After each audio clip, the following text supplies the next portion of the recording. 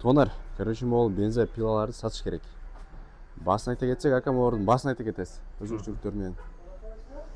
Bularımız 3,5 ming so'mdan qilib beradi. Partnyor firması. Undan keyingisi Zubr firması var. 3600 so'mdan, 3700 so'mlik Rezerv firması. Firmanın Stil degeni bular 4000'den. Geroy firmanın bunun variantı 4000. Buna Stil menen bahsi bir deli olur. Bular 4500 so'mdan qilib beramiz. 4500 so'mlukda ondan göre buna Kuchturoq Smerch degen firması da var.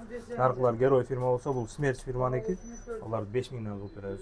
Обороты да жақсы, içide қойылған гильза поршындар 52 емес 58'lik гильза поршын қойылған. Нарқы арзандарда 52'lik гильза поршын қойылған. Себеп дегенде қайердан енді айырма, себепті бекерден бекерлі қымбат болбайды. Болған жері ошо гильза поршыны 58'lik, нарқыларды 52'lik. Даже кичине болттор кетсен булар оригинал қойылып берилет. Простойларда башкача арзаныраак запчастардан қойылған.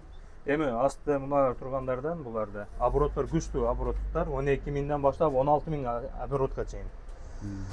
Хоп, берде Лиди деген, Ифу деген, Смерч, Герой, анан Орегон деген фирмаларыбыз бар. Өтө күчтүү, сапаты да жакшы.